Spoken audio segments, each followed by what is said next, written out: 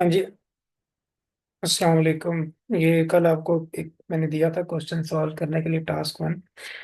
तो जिसमें आपने ये करना था कि दो नंबर्स आपने यूजर से लेने थे और उन दोनों नंबर का सम प्रोडक्ट डिफरेंस और उनको डिवीजन करके आपने वैल्यूज दिखानी थी, डिस्प्ले करनी थी। अब ये जो है वो सवेरा ने ये क्वेश्चन अटेम्प्ट किया है। अभी हम सबसे पहले इसको सेव करेंगे और इसको हम लिखेंगे क्लास 2 सेव और अब इसको एग्जीक्यूट करेंगे। बच्चे, प्रॉब्लम ये था आपके प्रोग्राम में कि इज इक्वल टू के साइन का यहाँ पर क्या मतलब है। Unexpected primary expression before this, वो कह रहा है कि मुझे समझ नहीं आ रही कि ये आपने क्या लिखा है। आप जो दिखाना चाह रहे हैं ना, वो आपने इन्वर्टेड कॉमर्स के अंदर दिखाना है। ठीक है। बेशक आप इसको यहाँ से उठाएं, यहाँ डाल दें ऐसे। अब जब आप इसको रन करेंगे तो आप इसमें कोई प्रॉब्लम नहीं आएगा। हाँ, आउटपुट आपका उस तरीके से नहीं आएगा जिस तरह से आना चाहिए। जैसे भी देखें, 12 और 12 मैंने दो नंबर डाल दिया तो देखें एक ही लाइन में आपके पास सारा आउटपुट आ गया। ठीक है। ये क्वेश्चन अगर आप देखें ना, तो आपने इसमें कोई स्लैश एन का इस्तेमाल नहीं किया, यहाँ पर दो नुक्ते नहीं लगाए, तो ये आपकी आउटपुट पे थोड़ा सा असर करता है। तो यहाँ पर हम लगाते हैं दो नुक्ते और इसको की जगह छोड़ते हैं ताकि डिस्प्ले ठीक आए। और यहाँ पर हर आउटपुट से पहले हम एक स्लैश एन लगा देते हैं। स्लैश एन से क्या होगा कि हर दफा एक नई लाइन आएगी और नई लाइन के ऊपर नेक्स्ट लाइन प्रिंट होगी। अब अगर आप इसको देखें तो 12 12 दो नंबर डाले तो सम दोनों का 24 होता है। 144 डिफरेंस करेंगे, ये डिवाइड करेंगे तो 1 आ जाएगा। ठीक है। तो ये सिंपल सा इस तरीके से आपने प्रोग्राम करना था। ठीक है सवेरा, कोई इशू तो नहीं है अब इसमें।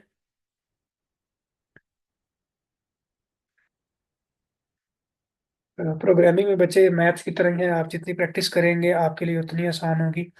और अगर आप प्रैक्टिस छोड़ देंगे तो फिर ये आपके लिए मुश्किल हो जाएगी।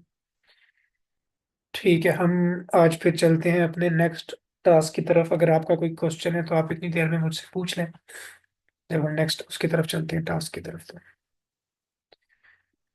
चीज़ अगर पूछने वाली है तो मुझसे पूछ लें। ठीक है, जबरदस्त। चलिए, उम्मीद करता हूँ कि आपको पहली क्लास समझ भी आई होगी और चीज़ें अब आपको इंशाल्लाह आहिस्ता आहिस्ता समझ आने लग जाएगी। हमारा बेसिक प्रोग्राम का जो स्ट्रक्चर है ना, वो इसी तरीके से रहेगा। तो हम कोशिश करते हैं कि ऊपर से ये तीन लाइनें ना मिटाई जाए। आज हम इंशाल्लाह ताला देखेंगे नेक्स्ट टॉपिक जो है वो टाइप कास्टिंग का होगा। टाइप कास्टिंग क्या होती है, वेरिएबल्स क्या होते हैं एंड कॉन्स्टेंट्स क्या होते हैं। सबसे पहले हम अगर बात करें ना कॉन्स्टेंट्स की, तो आप ये देखिए, मैंने यहाँ पर एक कीवर्ड लिखा CONST, कांस्टेंट। तो ये बोल्ड हो गया, ब्लैक। कांस्टेंट्स वो होते हैं जिनकी वैल्यूज चेंज नहीं होती। वेरिएबल्स वो होते हैं वैल्यूज कैन बी चेंज, इनमें वैल्यूज चेंज हो सकती हैं, जबकि कांस्टेंट्स के अंदर वैल्यूज चेंज नहीं हो सकती। जैसे आपके पास एक फार्मूला है कि अगर आपने एरिया ऑफ ट्रायंगल फाइंड करना है तो वो कैसे फाइंड होता है, 1/2 multiply by base and multiply by height. अगर आपके पास बेस और हाइट हो तो आप उसको हाफ के साथ मल्टीप्लाई करते हैं, तो जो रिजल्ट आता है वो एरिया ऑफ ट्रायंगल होता है। अब इसमें आप देख रहे होंगे कि 1/2 एक ऐसा नंबर है कि जो चेंज नहीं होता, बेस जो भी हो, हाइट जो भी हो। तो 1/2 आपके पास कांस्टेंट है, बेस और हाइट जो है वो आपके पास वेरिएबल्स हैं। तो इस केस में हम, क्योंकि 1/2 जो लिख रहे हैं ये कांस्टेंट है, तो हम इसको टॉप पर कांस्टेंट बना सकते हैं और आगे चल के अगर हम इसको डायरेक्ट भी यूज करना चाहते हैं तब भी कोई मसला नहीं। लेकिन अगर हम इसको कांस्टेंट से डिक्लेयर करना चाहें तब भी कोई इशू नहीं है। कांस्टेंट वैल्यूज हम डिक्लेयर कर सकते हैं। अब ये फ्लोट है तो हम इसके लिए टाइप फ्लोट इस्तेमाल करेंगे और इसका हम नाम रखेंगे, जैसे हम कह देते हैं हाफ, इसका हमने नाम रख दिया हाफ। और कांस्टेंट जो वैल्यूज होती है ना, उनके लिए हम कोशिश करते हैं कि हम उसको कैपिटल उसमें लिखें, ABC में कैपिटल अल्फाबेट्स में। तो हाफ मैंने कैपिटल में लिख दिया और इसके अंदर मैं 0.5 स्टोर करा दूँ। 1/2 का मतलब होता है 0.5। ठीक है। और बेस और हाइट जो है वो हमारे पास वेरिएबल है, इसमें जो भी यूजर वैल्यू देगा हम उसी को कंसीडर करेंगे। तो यहाँ पर मैं दो वैल्यूज ले लेता हूँ, जैसे float B for base and H for height. अब क्या होगा, सी आउट करेंगे और यूजर से कहेंगे inter the base of triangle. Base हम यूजर से लेंगे सी एन, और यहाँ पर लिख देंगे बी। इसी तरीके से लिखेंगे सी आउट और यूजर से कहेंगे कि enter the height of triangle.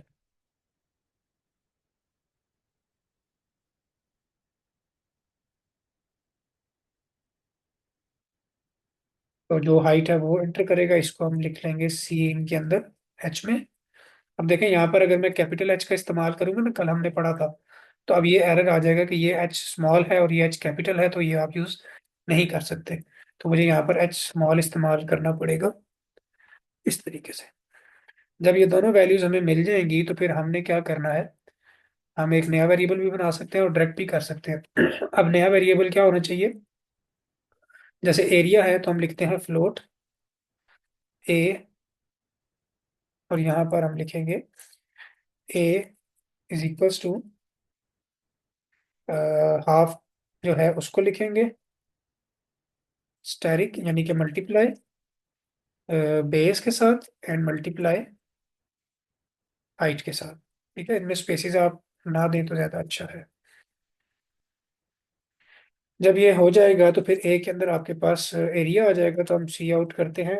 और सी आउट करने के बाद हम क्या करते हैं जी, एरिया ऑफ ट्राइंगल इज, और यहाँ पर हम ए को प्रिंट करवा देते हैं। ठीक हो गया। अभी हम चेक करते हैं कि हमारा प्रोग्राम किस तरीके से वर्क करता है। अभी यहाँ पर सेमीकोलन नहीं था, एरर आ सकता था। कंपाइल एंड रन करते हैं। वो कह रहा है जी enter the base of triangle. मैं एंटर करता हूँ बेस एंटर, और हाइट में एंटर करता हूँ 3। तो देखें आंसर आ रहा है 15। अब देखें हमें यहाँ पर ये नहीं पता लग रहा कि 15 कैसे आ रहा है, तो हम इसको भी डिस्प्ले करवा सकते हैं। अगर डीपली अपने प्रोग्राम को देखें तो 3 × 10 हो जाएगा 30। 30 को जब वो हाफ करेगा तो वो 15 हो जाएगा। हम इन वैल्यूज को चेंज करते हैं ताकि 15 में कोई डेसिमल नंबर आ सके। ठीक है, तो दोबारा से इसको रन करते हैं। और बेस जो है वो 10 की जगह हम 3 से मल्टीप्लाई करेगा, तो 3 9 × 27 होता है। तो देखिए मैं यहाँ पर 9 एंटर करता हूँ, यहाँ पर 3 एंटर करता हूँ, तो देखिए 13.5 आ गया। अब हमारे पास 9 जो वैल्यू गई थी और 3 जो वैल्यू गई थी, अगर आप देखें तो ये दोनों की दोनों बेस और हाइट आपके पास फ्लोट में है। ठीक है, तो फ्लोटिंग नंबर गए थे और फ्लोटिंग ही आए हैं। लेट सपोज अगर मैं यहाँ पर इसको इंटीजर करता हूँ, अब इसको रन करते हैं, तो 9 3, तो आपके पास 3.5 आ रहा है। अभी भी आपके पास डेसिमल नंबर में ही आंसर आ रहा है। और अगर मैं इसको लिखता हूँ 1/2, अब रन करके देखते हैं, 9 एंड 3। अब आपके पास आंसर आ रहा है 0। क्यों आ रहा है 0, ये मुझे कोई बता सकता है आप लोगों में से? मैं ये चीज आपको समझाना चाह रहा था कि ये क्यों आ रहा है आपके पास। हमारा टॉपिक है टाइप कास्टिंग का। टाइप कास्टिंग बच्चे इस्तेमाल करते हैं कि जब आप वैल्यूज को मैनिपुलेट करते हैं ना, तो आपकी वैल्यूज की जो टाइप होती है ना, उस टाइप को वो ऑपरेट करता है। ऑपरेट करने के बाद जो रिजल्ट आता है उसको फिर स्टोर करता है। तो इस केस में अगर मैं यहाँ पर कमेंट मेंशन करूँ ना, तो 1 एक इंटीजर नंबर है और 2 एक इंटीजर नंबर है। ठीक है, जब इन दोनों को वो डिवाइड करेगा ना तो आंसर आएगा 0.5। अब क्योंकि 1 और 2 दोनों के दोनों इंटीजर थे, तो उसने 0.5 को कर दिया निगलेक्ट, तो रिजल्ट आ गया 0। अब 0 जा रहा है किसमें, फ्लोट के वे उसमें, हाफ में। हाफ फ्लोट का है ना, तो इसको फ्लोट बना देगा ऐसे, तो 0.0। इस वजह से जो आपके पास आउटपुट आ रही है ना वो 0 आ रही है। हाँ जी, वेरी गुड। टाइप सेम नहीं है इसलिए 0 आ रहा है। तो टाइप कास्टिंग में आपके पास एक मेथड ये होता है कि आप अभी देखिएगा, इनको मैं करता हूँ 1.0 एंड 2.0। अब आपके पास कोई प्रॉब्लम नहीं आएगा। अब मैं लिखूंगा 9 और लिखूंगा 3, तो देखिए 13.5 आ रहा है। इसको कहते हैं इम्प्लिसिट टाइप कास्टिंग। हम यहाँ पर मेंशन कर लेते हैं कि इम्प्लिसिट, आज रूम की लाइट ऑन नहीं है तो इसलिए टाइपिंग में थोड़ा सा मसला हो रहा है। इम्प्लिसिट टाइप कास्टिंग में क्या होता है कि आप वैल्यूज के साथ 0 added with values, for example 1.0 divided by 2.0। इस तरीके से जब आप काम करते हैं ना तो इसको कहते हैं इम्प्लिसिट। एग्जाम्पल के लिए इजी लिख लेते हैं, 1.0 और 2.0 इसको कहते हैं इम्प्लिसिट टाइप कास्टिंग। और एक्सप्लिसिट क्या होती है जी? अभी आपने इसके साथ रिजल्ट देख लिया ना, 1.0 और 2.0 के साथ 13.5 आंसर आ रहा है, 13.5 आ रहा है। अब अगर आप इसको हटा देते हैं, अब देखें अगर आप किसी एक को भी हटाते हैं ना तो भी आपके पास आंसर डेसिमल में ही आता है, क्योंकि एक फ्लोट आ गया तो उसने उसको फ्लोट ही कंसीडर किया। और अगर आप ये दोनों इस्तेमाल नहीं करते तो फिर आपको यहाँ पर क्या करना पड़ेगा, टाइप कास्टिंग के लिए ब्रैकेट में लिखना पड़ेगा फ्लोट। अभी अगर आप इसको रन करेंगे तो देखें ये 1 और 2 दोनों के दोनों क्या हैं, इंटीजर्स हैं, लेकिन वो इसको कैसे ट्रीट करेगा, फ्लोट की तरह। अभी चेक करते हैं, 9 और 3, देखें 13.5 आ गया। इसका मतलब ये हुआ कि एक टाइप कास्ट होती है कि हम इसको 0 ऐड करते हैं साथ पॉइंट लगा के, और एक्सप्लिसिट टाइप कास्टिंग में ये होता है कि हम फ्लोट यूज करते हैं बिफोर, इसको क्या कहेंगे, बिफोर इवेलुएटिंग एक्सप्रेशन। जब 1/2 आप कर रहे हैं तो इस इवेलुएशन से पहले आपको इसका इस्तेमाल करना पड़ेगा। तो ये क्या करेगा, इसको as a float, as a decimal number इसको ट्रीट करवाएगा। ठीक है, तो ये दो तरह की टाइप कास्टिंग होती है। अब एक्सप्लिसिट टाइप कास्टिंग आप यूज करते हैं किस जगह पर, और इम्प्लिसिट टाइप कास्टिंग आप यूज करते हैं किस जगह पर? देखिए एक्सप्लिसिट जो है ना, ये फ्लोट लगाना, ये तो आप किसी जगह पर भी लगा सकते हैं। ठीक है, लेकिन जो डेसिमल वाली होती है ना, ये आप खास तौर पे वहीं पर लगाते हैं जहां पर नंबर्स होते हैं, क्योंकि 0.0 आप किसी नंबर के साथ ही लगा सकते हैं ना, किसी वेरिएबल के साथ तो नहीं लगा सकते। अब लेट सपोज मैं कहता मेरे पास यहाँ पर integer a is equal to 1 है, और इंटीजर, सॉरी इधर ही कर देते हैं, b इज इक्वल टू 2 है। अब 1 और 2 की जगह पर क्या होता है, a और b। ठीक है, मैं एग्जाम्पल के तौर पे बता रहा हूँ, ये कोई भी वैल्यूज हो सकती है, जैसे हमने प्रीवियस प्रोग्राम में देखा था ना। ये वाले प्रोग्राम में मैं दिखा देता हूँ सवेरा की पिक्चर। ये जो लिखा हुआ है ना, x divided by Y screen पे, अब यहाँ पर आपके पास 0.0 आप कैसे लगाएंगे, x भी एक वेरिएबल है, y भी एक वेरिएबल है। तो ऐसे केस में हमारे पास कंपलसरी होता है कि हम इसको फ्लोट का जो है वही साथ इस्तेमाल करें। ठीक है, तो फ्लोट a और b इस तरीके से हम लिखेंगे जब वेरिएबल होगा, और जब वेरिएबल नहीं होगा, नंबर्स होंगे, तो फिर हम फ्लोट भी यूज कर सकते हैं, 0.0 भी यूज कर सकते हैं। ये पॉइंट क्लियर है, मुझे बताइएगा ताकि फिर आगे चलें।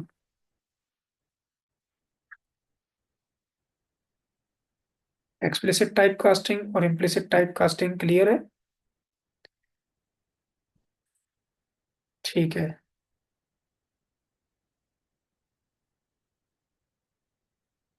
ठीक हो गया। अब हम एक छोटा सा प्रोग्राम करते हैं जिसमें हम देखते हैं कि टाइप कास्टिंग किस तरीके से जो है वो मजीद हम इस्तेमाल कर सकते हैं। एक प्रोग्राम लिखते हैं हम यहाँ पर, इसको रिमूव करते हैं,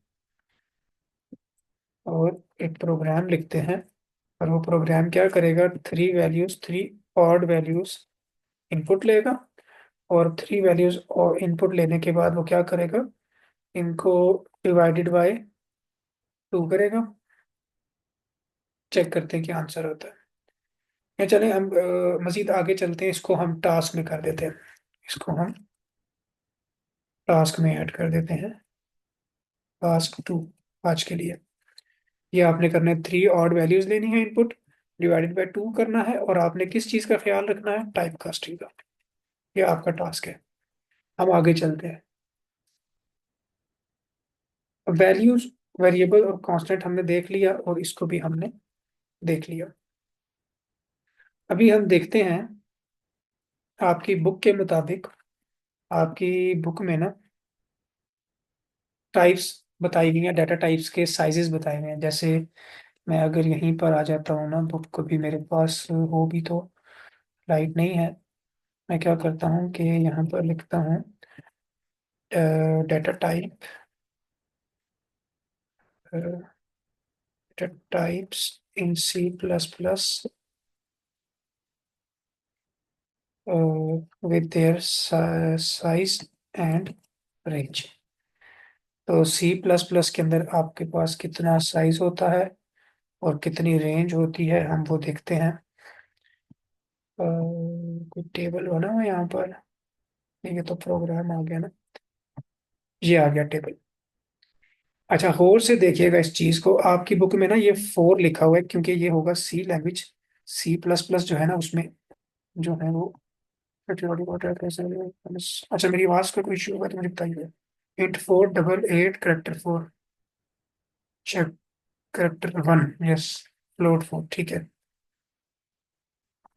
अच्छा यहाँ पर ना ये सी का दिखा रहा है, सी प्लस प्लस का नहीं है, सी प्लस प्लस का 4 है जो भी सवेरा ने बताया। अब ये थोड़ा सा समझ लीजिएगा कि ये क्यों है ऐसे। ये थोड़ा सा टेक्निकल समझने वाली चीज है, तो इसको जरा समझ लीजिएगा कि ये क्या चीज है, साइज इन बाइट्स और ये रेंज क्या चीज है। अब ये एक नंबर है, हम यहाँ पर जाते हैं अपने प्रोग्राम के अंदर और हम यहाँ पर सिंपल सी आउट करवाते हैं। और इस सी आउट के अंदर ना हम क्या लिखते हैं, साइज ऑफ, और यहाँ पर इंटीजर लिखते हैं और सेमीकोलन लगाते हैं। इसको रन करते हैं जी, क्या आता है आपके पास आउटपुट। देखें 4 आ रहा है। 4 का मतलब क्या है ये समझिएगा। कंप्यूटर जो है ना वो सिर्फ और सिर्फ समझता है वंस को और जीरोस को। ठीक है, ये होते हैं बिट्स। 1 एक बिट है और 0 एक बिट है। टोटल आपके कंप्यूटर को जो लैंग्वेज समझ आती है ना वो सिर्फ 1 और 0 है। हम ह्यूमंस को समझ आती है ए बी सी अलिफ बे, 0 से लेकर 9 तक, ये तमाम चीजें कभी कंबाइन होती हैं, वर्ड्स बनते हैं, तो फिर हमें चीजें समझ आती है ना। लेकिन कंप्यूटर को सिर्फ और सिर्फ समझ आता है 1 या 0। अब आप जो यूजर से नंबर लेते हैं ना वो नंबर कन्वर्ट होता है। ठीक है, जब वो नंबर कन्वर्ट होता है ना तो किस फॉर्म में कन्वर्ट होता है, इस 1 और 0 की फॉर्म में। कोई भी अल्फाबेट है, कोई भी डिजिट है, कोई भी नंबर है, वो तमाम चीजें कंप्यूटर में प्रोसेस होने के लिए 1 और 0 में कन्वर्ट होती है। क्लियर है। अब ये 1 और 0 जो है ना ये कहलाते हैं बिट्स। अब अगर इन बिट्स को कंबाइन कर दिया जाए ना, यानी कि 8 बिट्स को अगर आपस में कंबाइन कर दिया जाए ना तो ये क्या बनाते हैं, ये एक बाइट बनाते हैं। ठीक है, 8 बिट्स मिलकर एक बाइट बनाते हैं। और आपने कहा, अभी यहाँ पर तो 2 लिखा हुआ है, ये रहा इंटीजर, सॉरी ये ठीक कह रहा है 4। इंटीजर जो है ये 4 ही लेता है, शॉर्ट इंटीजर 2 लेता है। अब ये कह रहा है आपके पास साइज इन बाइट्स, तो इंटीजर जो है ना वो कितने बाइट्स लेता है, 4। और शॉर्ट इंटीजर जो है वो कितने लेता है, 2 बाइट्स। ये देखें 2 बाइट्स लेता है। क्लियर हो गया। अब मैं आपको समझाता हूँ कि 2 बाइट्स क्या है। यानी कि 16 बिट्स जो हैं अगर ये कंबाइन हो जाए तो ये बनती है 2 बाइट्स। तो आपके कंप्यूटर में अगर शॉर्ट इंट है तो वो 2 बाइट्स की जगह ले रहे हैं। अब 2 बाइट से मुराद ये है कि आपके पास 1 2 3 4 5 6 7 8 9 10 11 12 13 14 15 और ये 16।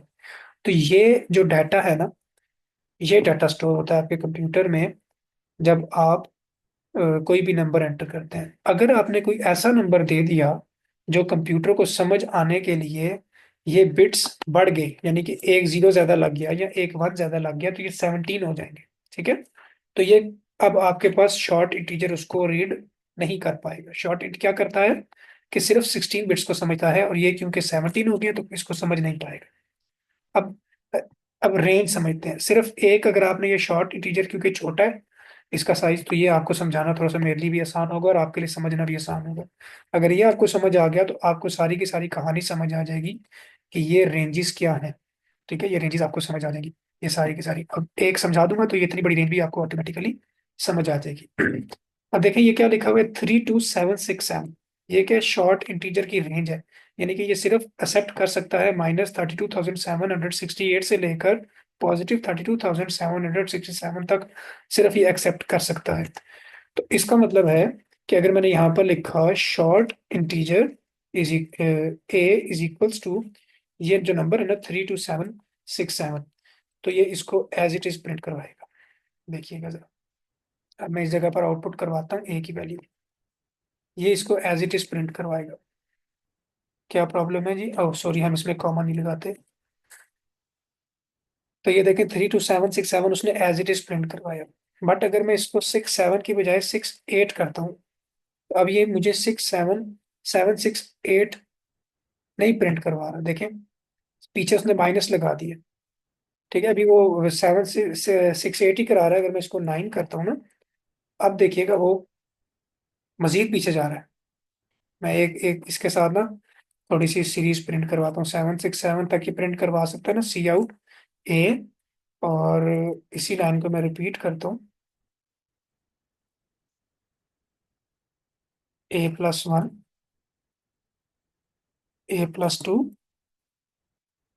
A+3 और A+4। और इन सब के दरमियान में मैं एक आपको लाइन दिखाता हूँ। चाइल्ड लाइन नहीं, हम फिलहाल इसको ना उसी तरीके से लेकर चलते हैं, ऐसे।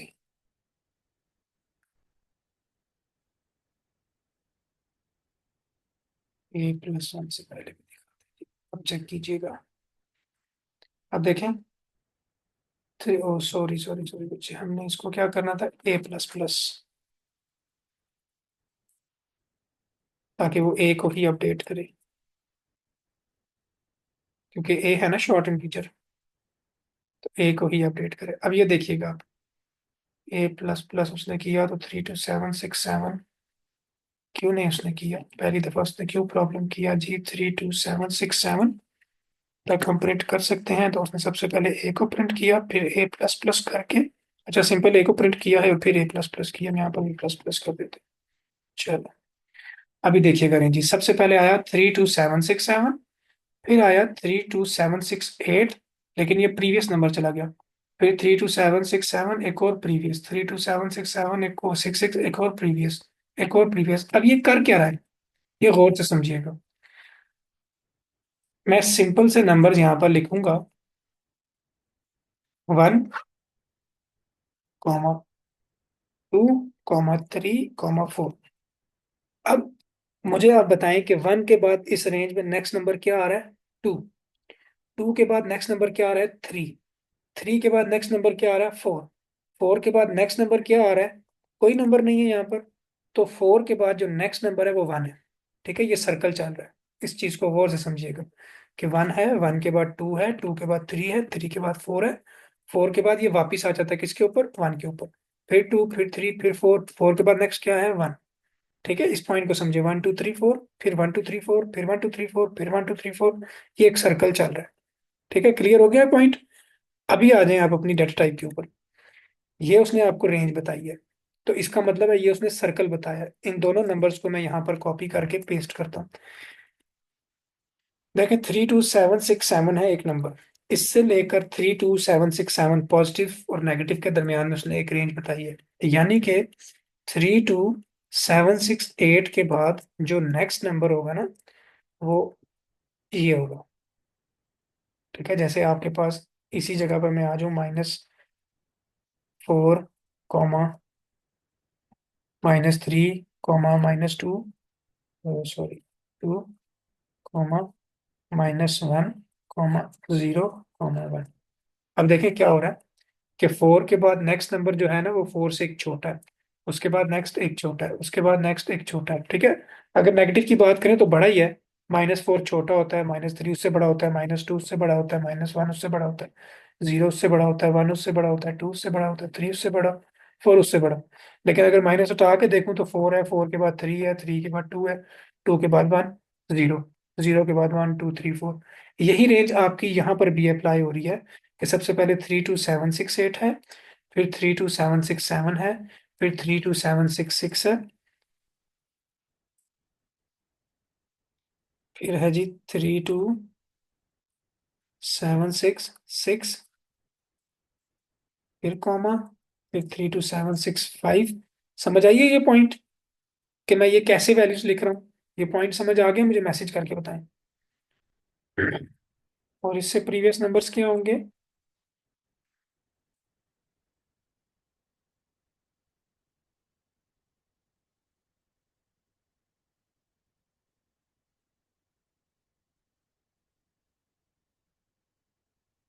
एक मैसेज आया है, दूसरे का मैसेज नहीं आया। बच्चे आप भी बताएं कि समझ आई है। अब जब आप ए को वैल्यू देंगे ना 32767, तो इसके बाद नेक्स्ट नंबर जो बनता है ना वो आपके पास बनता है 32768। अब क्योंकि ये रेंज से आउट जा रहा है, तो ये क्या करेगा, जैसे मैंने आपको ऊपर 1 2 3 4 में एक सर्कल समझाया था, उसी तरीके से ये सर्कल रिपीट हो जाएगा कि 32767 के बाद जो नेक्स्ट नंबर है ना वो 32768 नहीं बनेगा। ठीक है, वो नेक्स्ट नंबर इधर स्टार्ट में आ जाएगा, तो क्या बनेगा 32768, लेकिन ये माइनस वाला। फिर इसके बाद अब आप कहते हैं जी इससे दो नंबर आगे जाओ, तो 32767 के बाद दो नंबर होते हैं 32769, लेकिन ये वहां नहीं जाएगा, ये दो नंबर इस रेंज में पीछे से आ जाएगा, ये एक नंबर और ये दूसरा नंबर। ठीक है, ये सर्कल में इस तरीके से रिपीट होता है।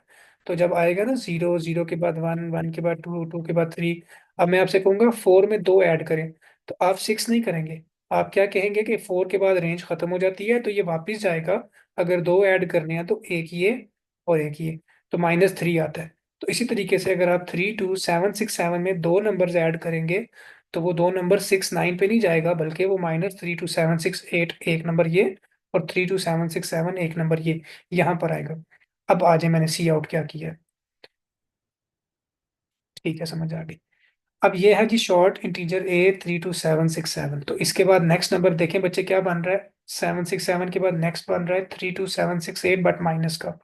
तो सबसे पहले प्रिंट होगा 32767, इसको रन करते हैं। देखें 32767, नेक्स्ट नंबर जब बनाया तो वापिस आ गया 32768। उसके बाद वापिस एक और नंबर पे आ गया 32767 बट माइनस का, फिर 66, फिर 65। ठीक है, तो ये सर्कल चलता है। अब क्यों चलता है वो मैंने आपको रेंज बताई। सबसे छोटा नंबर 16 बिट में ये होता है। जैसे आप देखें, अगर मैं आपसे कहूं कि 2 डिजिट का सबसे छोटा नंबर बताएं, तो 10 ऐसा नंबर है जो सबसे छोटा होता है, शॉर्टेस्ट। ठीक है, और सबसे बड़ा 99, लार्जेस्ट। स्मॉलेस्ट और लार्जेस्ट, इसको स्मॉलेस्ट कर लेते हैं।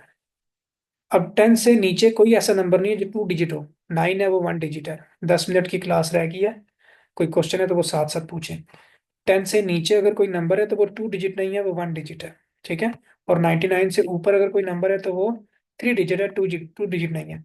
इसी तरीके से अगर मैं 16 बिट्स की बात करूँ ना, तो 16 बिट्स के अंदर स्मॉलेस्ट होता है 0000, कितनी दफ़ा, 16 टाइम्स। और अगर लार्जेस्ट की बात करूँ, तो लार्जेस्ट के अंदर भी 1 2 3 4 5 6 7 8, कितनी दफ़ा, 16 टाइम्स।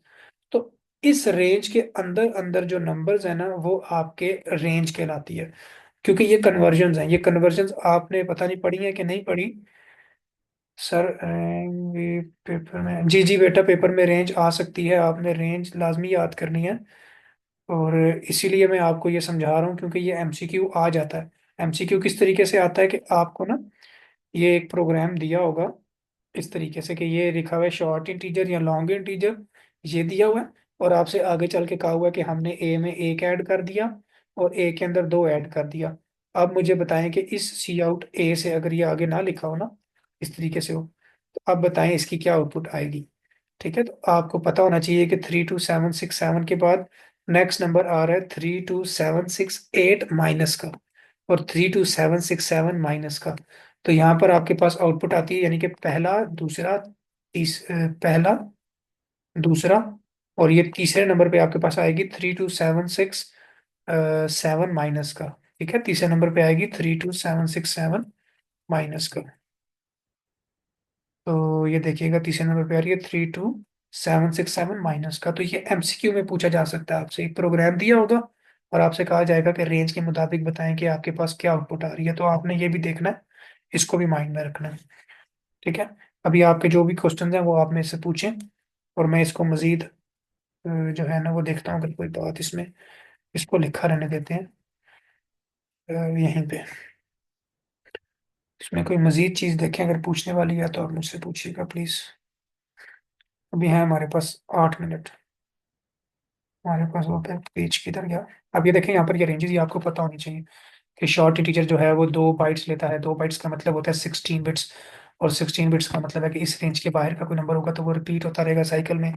अनसाइन में ये होता है। अच्छा, ये फर्क भी आपको पता होना चाहिए। जब हम शॉर्ट इंटीजर की बात करें तो उसमें पॉजिटिव नेगेटिव सारे के सारे आ जाते हैं। तो अब ये भी करके देखते हैं, एक प्रोग्राम इसका भी करते हैं। ये क्या रेंज थी, पीछे चली गई है ये, 65 535। इसके साथ हम लिखते हैं अनशॉर्ट, अनसाइंड, शॉर्ट इंटीजर। और अब देखिएगा रेंज आपके पास आती है 65 535। तो अगर आप सिर्फ इसी को प्रिंट करेंगे ना, तो 65 535 आएगा। ये देखें। अब इसके बाद रेंज में 65 535 के बाद बनता है 65 536 बनता है, लेकिन वो रेंज से आउट है ना, तो वो वापिस आ गया सर्कल में। तो नेक्स्ट नंबर 0, फिर नेक्स्ट नंबर 1, फिर नेक्स्ट नंबर 2, फिर नेक्स्ट नंबर 3। वो 2 उसने इसलिए नहीं किया, मैंने यहाँ से प्लस प्लस हटा दिया, इसलिए उसने वहां पर 2 नहीं किया था। 0 1 2 3, तो वो देखे उसका सर्कल वापिस रिपीट कर दिया। क्योंकि हमने अनसाइंड की बात की थी, तो उसने नेगेटिव वाली रेंज जो है वो खत्म कर दी, और वही जितने नंबर्स बचे थे उन नंबर्स को आगे उसने ऐड कर दिया। फिर सिर्फ अनसाइंड इंटीजर की बात करेंगे। अनसाइंड इंटीजर के अंदर आपके पास 4 होते हैं, क्योंकि ये अनसाइंड का मतलब है कि ये शॉर्ट नहीं है। तो जब शॉर्ट नहीं होता, सिंपल इंटीजर होता है, तो सिंपल इंटीजर आपका 4 बाइट्स लेता है, क्योंकि सिंपल इंटीजर आपके पास लॉन्ग इंटीजर होता है। लॉन्ग इंटीजर भी आपका 4 बाइट्स ही लेता है। फिर ये आपको सारी बातें आप समझ आ जाएंगी कि लॉन्ग 4 बाइट्स लेता है, तो ये जो रेंज है इसमें पॉजिटिव नेगेटिव दोनों है।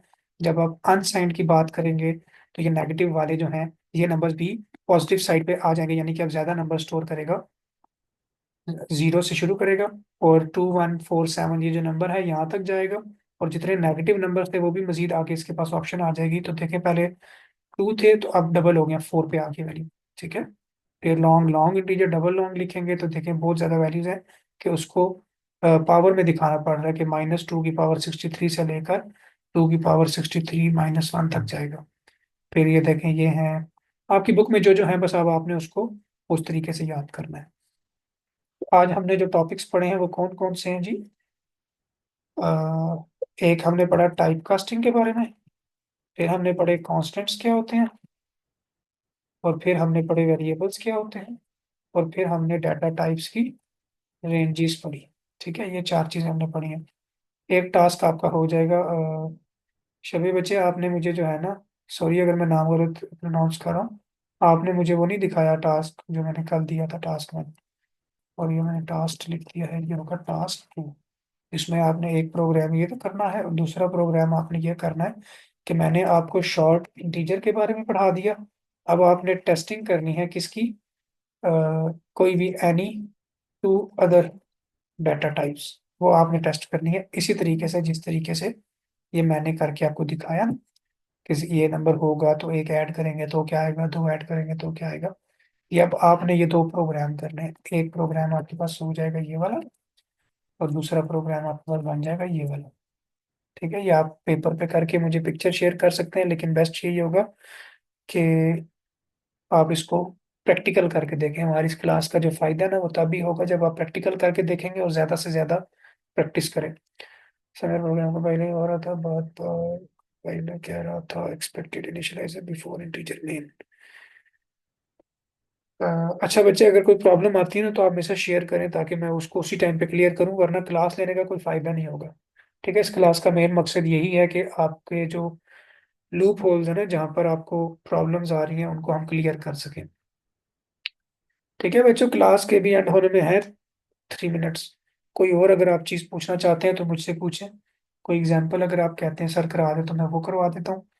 और अदरवाइज ये है कि हम जब थोड़ी सी चीज़ें पढ़ लेंगे, तो फिर हम इंशाल्लाह ताला बुक के तमाम प्रोग्राम्स को यहाँ पर टेस्ट करेंगे, और बुक से अलावा भी। अभी देखें आप प्रैक्टिस कैसे कर सकते हैं। आप प्रैक्टिस ऐसे कर सकते हैं कि गूगल पे जाएं, और यहाँ पर लिखें एग्जाम्पल ऑफ प्रोग्राम्स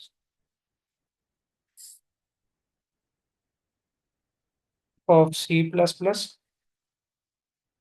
और साथ आप टॉपिक लिखते हैं। जैसे आपने टाइप कास्टिंग पढ़ा, फिर आपने क्या पढ़ा जी? टाइप कास्टिंग पढ़ लिया है, उसके बाद आपने कल क्या पढ़ा था? सिंपल इनपुट आउटपुट कर दें, इस तरीके से कर लेते हैं। तो टाइप कन्वर्जन विद एग्जांपल्स, अब ये देखें आपके पास विद एग्जांपल्स आ जाएगा। ये एक प्रोग्राम है। अब इस प्रोग्राम को आप समझें, ये क्या कर रहा है, working of implicit type conversion. अब ये इम्प्लिसिट टाइप कन्वर्जन करके बता रहा है कि number double is equal to number integer, integer value to a double variable. इसको देखें ये क्या काम कर रहा है, 9 है, नंबर डबल करेगा तो क्या हो जाएगा। एग्जाम्पल नंबर 2 है, automatic conversion from double two integer. Automatic conversion कैसे होती है, उसने यहाँ पर डेसिमल लगा दिया, ऑटोमेटिक कन्वर्जन होगी। Data loss during narrow conversion, यहाँ पर ये देखें जी कोई एग्जांपल नजर आती है। इसके अलावा डिफरेंट शेप्स हैं, shapes of shapes in C plus plus. ये सी प्लस प्लस शेप्स आ गई है क्योंकि जूम हो गया है।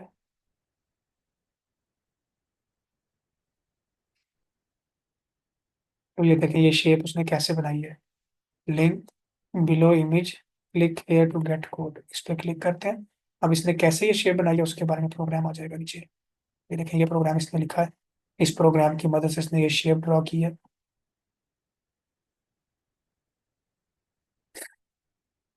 बच्चे रेंज पे डिपेंड करता है।